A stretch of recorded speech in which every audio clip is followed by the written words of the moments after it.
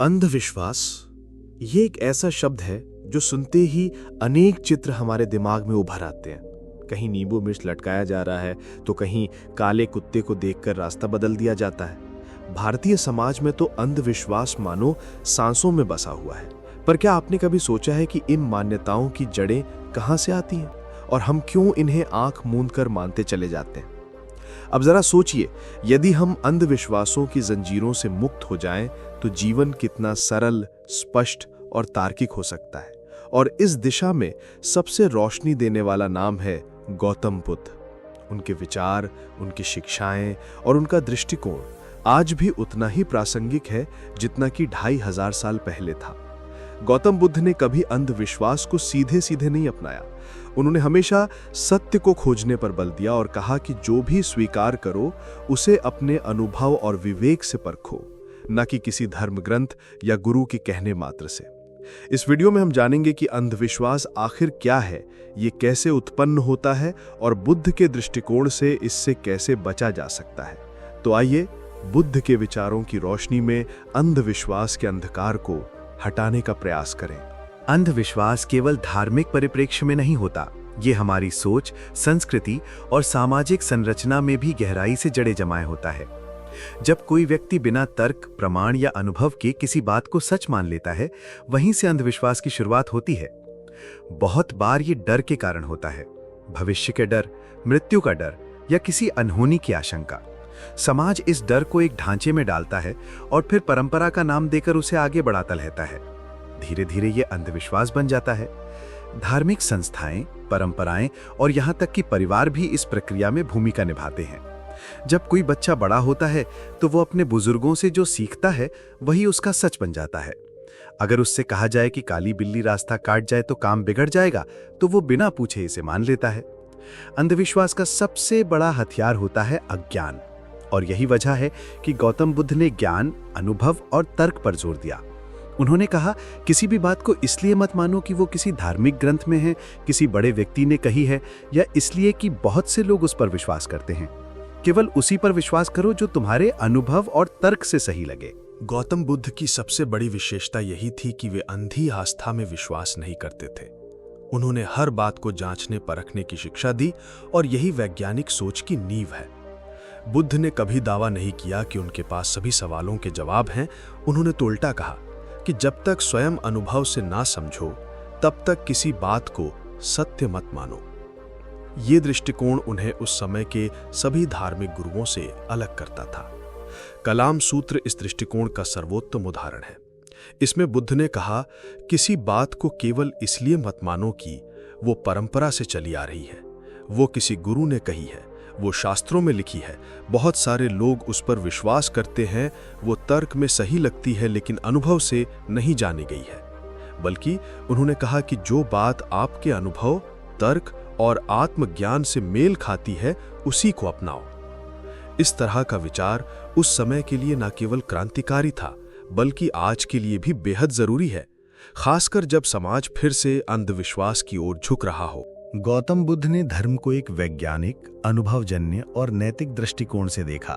उन्होंने कभी देवी देवताओं की चमत्कारी शक्तियों पर भरोसा नहीं किया। उनकी शिक्षा में कर्म का सिद्धांत प्रमुख था, जिसका अर्थ था कि आप जो करते हैं वही आपको प्रभावित करता है। उन्होंने ये भी स्पष्ट किया कि दुख और सुख का कारण बाहरी शक्तियां नहीं बल्कि हमारी स्वयं की सोच और कर्म होते हैं। किसी चमत्कार या विशेष पूजा से जीवन में बदलाव नहीं आता, बल्कि आत्मनिरीक्षण और सही जीवन शैली से आता है। बुद्ध ने बलि प्रथा, तांत्रिक क्रियाओं और मूर्ति पूजा जैसी प्रथाओं को नकारते हुए सीधे जीवन की सच्चाइयां पर ध्यान केंद्रित करने को कहा। वे कहते थे कि यदि एक मनुष्य क्रोध और लोभ से मुक्त हो जाता है तो वही सबसे बड़ा चमत्कार है। यानी बुद्ध के लिए सबसे बड़ा चमत्कार था आत्मिक विकास, और यही शिक्षा आज के दौर में सबसे बड़ी जरूरत है। गौतम बुद्ध के बाद भी उनके अनुयायियों और बौद्ध दार्शनिकों ने तर्क, अनुभव और विवेक की परंपरा को आगे बढ़ाया। बौद्ध धर्म केवल एक आध्यात्मिक मार्ग नहीं बल्कि एक गहन बौद्धिक प्रक्रिया भी बन गया, जिसमें हर बात को तर्क के तराजू पर तौला गया। नालंदा और विक्रमशिला जैसे महाविहार बौद्ध तर्कशास्त्र और दर्शन के केंद्र बने। यहाँ पर भिक्षु केवल ध्यान ही नहीं करते थे, बल्कि वे तर्क, विज्ञान, गणित और भाषा का भी अध्ययन करते थे। उन्होंने जीवन, मृत्यु, चेतना और ब्रह्मांड के स्वरूप पर गहन विचार किया। नागार्जुन, वसुबंधु और धर्मकीर्ति जैसे बौद्ध आचार्य तर्कशास्त्र के महान विचारक थे। उन्होंने कहा कि किसी भी बात को तब तक नहीं स्वीकार किया जाना चाहिए जब तक वह तर्क, अनुभव और विवेक से प्रमाणित न हो जाए। बौद्ध धर्म की ये विशेषता उसे अन्य परंपराओं से अलग बनाती है। ये विचार, चिंतन और संवाद को प्रोत्साहित करता है, अंधी आस्था को नहीं। यही वजह है कि आधुनिक विज्ञान और बौद्ध दर्शन में कई समानताएं देखी जाती हैं। दोनों ही प्रयोग, अवलोकन और पुनर्वलोकन को महत्व देते हैं। यही परंपरा हमें यह सिखाती है कि अंधविश्वास का सामना कैसे किया जाए, शांत चित्त से, स्पष्ट विचारों से और विवेकपूर्ण व्यवहार से। बुद्ध के अंधविश्वास से बचने के उपाय। बुद्ध ने अंधविश्वास से बचने के लिए कुछ स्पष्ट और व्यावहारिक उपाय सुझाए जो आज भी हर किसी के लिए उपयोगी हो सकते हैं। उनका सबसे पहला सुझाव था स्वयं पर विश्वास करना और हर बात की जांच करना। बुद्ध ने कहा कि दूसरों पर आंख मूंद कर विश्वास मत करो, यहां तक कि अगर खुद बुद्ध भी कोई बात कह रहे हैं तो उसे भी तब तक मत मानो जब तक वो तुम्हारे अनुभव में सत्य ना हो जाए। ये सोच आधुनिक समय में क्रिटिकल थिंकिंग या समालोचनात्मक सोच कहलाती है। बुद्ध के अंधविश्वास से बचने के 5 मूल उपाय। सुनो सबकी, पर मानो वही जो तर्क और अनुभव से सही हो। किसी भी बात को अंध परंपरा या भीड़ के प्रभाव से मत स्वीकारो। कर्म को समझो, अच्छा कर्म अच्छा फल देता है, न कि कोई विशेष पूजा या अनुष्ठान। दूसरों के अनुभव को भी समझो, लेकिन उसे आंख मूंद कर स्वीकार ना करो। अंधश्रद्धा से डरने की बजाय उसे समझने और चुनौती देने की कोशिश करो। बुद्ध के ये सुझाव न केवल धार्मिक संदर्भ में बल्कि रोजमर्रा की जिंदगी में भी उपयोगी हैं। उदाहरण के लिए, कोई अगर कहे कि एक खास अंगूठी पहनने से धन मिलेगा, तो बुद्ध का दृष्टिकोण यह होगा कि पहले खुद देखो, क्या ये तुम्हारे कर्म, मेहनत और बुद्धिमत्ता से ज्यादा प्रभावशाली है। इस तरह का सोच व्यक्ति को आत्मनिर्भर बनाता है, डर से मुक्त करता है और अंधविश्वास के जाल से बाहर निकालता है। बुद्ध के अनुसार अंधविश्वास का एक बड़ा कारण है आंतरिक भ्रम और अस्थिरता। जब मन शांत नहीं होता, तब वो डर, भ्रम और बाहरी प्रभावों का शिकार होता है, और यहीं पर ध्यान, मेडिटेशन की भूमिका सामने आती है। ध्यान केवल कोई धार्मिक अनुष्ठान नहीं है, ये एक मानसिक व्यायाम है जो हमें हमारे विचारों को स्पष्ट करने, भावनाओं को संतुलित करने और अपने भीतर झांकने में मदद करता है। बुद्ध ने कहा, स्वयं को जानो, और ये आत्मज्ञान ही अंधविश्वास का सबसे बड़ा प्रतिरोधक है। ध्यान से अंधविश्वास से कैसे बचा जा सकता है? मन की स्पष्टता। ध्यान करने से हम ये समझ पाते हैं कि हमारे भय और आशंकाएं असल में क्या हैं। भावनात्मक नियंत्रण। जब हम गुस्से, डर या दुख से ग्रसित होते हैं तो हमारा मस्तिष्क सही निर्णय नहीं लेता। ध्यान हमें भावनाओं पर काबू सिखाता है। विवेकशीलता। ध्यान के माध्यम से व्यक्ति में इतना आत्मबल आ जाता है कि वो किसी भी भ्रम या डर को तर्क से परख सके। आंतरिक सुरक्षा। जब व्यक्ति भीतर से सुरक्षित महसूस करता है, तब वो बाहरी अंधविश्वासों के दबाव में नहीं आता। बुद्ध के ध्यान का तरीका आज भी विश्व भर में माइंडफुलनेस मेडिटेशन के रूप में प्रचलित है। यह अभ्यास न केवल मानसिक स्वास्थ्य के लिए लाभकारी है, बल्कि अंधविश्वास के खिलाफ एक मजबूत मानसिक ढाल भी बनाता है। गौतम बुद्ध ने शिक्षा को अत्यधिक महत्व दिया, लेकिन वो केवल शास्त्र की शिक्षा नहीं थी। वो अनुभव, विवेक और नैतिकता पर आधारित शिक्षा की बात करते थे। उनका मानना था कि जब तक मनुष्य समझेगा नहीं, तब तक वो अंधविश्वास का शिकार बना रहेगा। बुद्ध ने हमेशा लोगों को प्रेरित किया कि वो अपनी आंखें खोलें, प्रश्न पूछें और हर बात को अनुभव से जानें।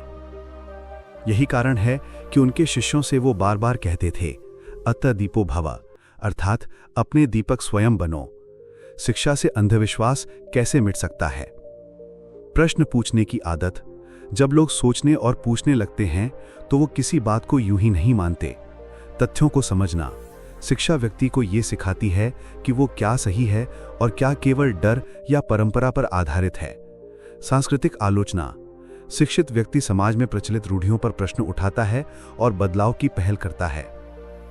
बुद्ध के समय में भी उन्होंने बच्चों और महिलाओं को शिक्षा का अधिकार दिलाने के लिए प्रयास किया। उन्होंने भिक्षु संघ में महिलाओं को भी स्थान दिया, जो उस समय एक क्रांतिकारी कदम था। आज की दुनिया में भी यदि हम बच्चों को नैतिक और तर्कसंगत शिक्षा दें, तो आने वाली पीढ़ियां अंधविश्वास के जाल में नहीं फंसेगी। समाज में जागरूकता कैसे बढ़ाएं? बुद्ध का मानना था कि ज्ञान और जागरूकता अकेले व्यक्ति तक सीमित नहीं रहनी चाहिए, बल्कि ये समाज में फैलनी चाहिए। उन्होंने अपने भिक्षुओं से कहा था कि वो गांव-गांव जाएं, लोगों को समझाएं, संवाद करें और सत्य का प्रचार करें। आज भी यदि हम समाज को अंधविश्वास से मुक्त करना चाहते हैं, तो हमें यही मार्ग अपनाना होगा: प्रसार, संवाद और सहभागिता। जागरूकता बढ़ाने के प्रभावी तरीके: शिक्षण संस्थानों में नैतिक शिक्षा, बच्चों को तर्क और विवेक का पाठ पढ़ाना, मीडिया का सही उपयोग, बुद्ध की शिक्षाओं और वैज्ञानिक दृष्टिकोण को लोकप्रिय बनाना, स्थानीय भाषाओं में प्रचार, गांव-गांव में बुद्ध के विचारों को सरल भाषा में फैलाना, सामुदायिक चर्चा, मंदिरों, पंचायतों और सामाजिक कार्यक्रमों में अंधविश्वास के मुद्दों पर खुली चर्चा करना। बुद्ध की शिक्षाओं का सार यही था: विचार करो, समझो और फिर दूसरों को समझाओ। जब समाज में संवाद शुरू होता है, तब परिवर्तन संभव होता है, और यही परिवर्तन अंधविश्वास को समाप्त कर सकता है। आधुनिक भारत में अंधविश्वास की स्थिति। आधुनिक युग में विज्ञान और तकनीक की प्रगति के बावजूद अंधविश्वास आज भी हमारे समाज में गहरे तक जड़े जमाए हुए है। मोबाइल, इंटरनेट और एआई जैसे युग में भी लोग राहु केतु के प्रकोप से डरते हैं, ग्रह नक्षत्र बदलने पर काम स्थगित करते हैं और तंत्र मंत्र के चक्कर में फंस जाते हैं। अक्सर समाचारों में सुनने को मिलता है कि कोई माँ अपने बच्चे को झाड़ फूंक कराने तांत्रिक के पास ले गई, कोई व्यक्ति बीमारी का इलाज डॉक्टर से ना करवाकर ओझा से करवा रहा है। गांव में तो ये अधिक देखने को मिलता है, परंतु शहरों में भी इसका प्रभाव कुछ कम नहीं है, बस रूप अलग है। भारत में अंधविश्वास के कुछ आम उदाहरण: नींबू मिर्च लटकाना, काली बिल्ली रास्ता काटे तो काम टालना, ग्रह नक्षत्र देखकर शादी की तारीख तय करना, बीमारियों का इलाज झाड़ फूंक से कराना, चमत्कारी बाबाओं की पूजा करना। ये सब देखकर यही लगता है कि हमें बुद्ध के मार्ग पर लौटने की जरूरत है। उन्होंने कहा था कि भय और अज्ञान ही अंधविश्वास को जन्म देते हैं। जब तक हम इस भय को ज्ञान और तर्क से नहीं मिटाएंगे, तब तक हम आधुनिक होकर भी पीछे ही रहेंगे। यदि हम वास्तव में डिजिटल इंडिया या नया भारत बनाना चाहते हैं, तो बुद्ध की शिक्षाओं को व्यवहार में लाना ही होगा। तभी हम अंधकार से प्रकाश की ओर बढ़ पाएंगे। धर्म बनाम अंधविश्वास। अक्सर लोग धर्म और अंधविश्वास को एक ही समझ लेते हैं, जबकि दोनों में मूलभूत अंतर है। धर्म, जब वो नैतिकता, करुणा और विवेक पर आधारित हो, तो एक सकारात्मक शक्ति होता है। लेकिन जब धर्म को बिना सोचे समझे परंपराओं और चमत्कारों में बदल दिया जाए, तो वही अंधविश्वास बन जाता है। गौतम बुद्ध ने इस भ्रामक विचारधारा का खंडन किया। उन्होंने धर्म को आस्था से अधिक अनुभव और ज्ञान का विषय बनाया। उन्होंने कहा कि सच्चा धर्म वही है जो मनुष्य को भीतर से मुक्त करे, डर, भ्रम और लालच से। बुद्ध का धर्म आत्मज्ञान पर आधारित है, न कि बाहरी चमत्कारों पर। उनका कहना था, धर्म वो है जो दुख को समाप्त करता है। आज हमें बुद्ध के इस दृष्टिकोण को समझना होगा और अपने धर्म को विवेक और करुणा के साथ जीना होगा, न कि अंधे रीति रिवाजों में उलझकर। गौतम बुद्ध के विचार आज भी उतने ही जरूरी हैं जितने उस समय थे जब उन्होंने कुप्रथाओं और अंधविश्वासों के विरुद्ध आवाज उठाई थी। उनका जीवन इस बात का उदाहरण है कि कैसे कोई भी मनुष्य, चाहे वो राजा हो या साधारण जन, अगर सत्य, तर्क और अनुभव के मार्ग पर चले तो ज्ञान और मुक्ति प्राप्त कर सकता है।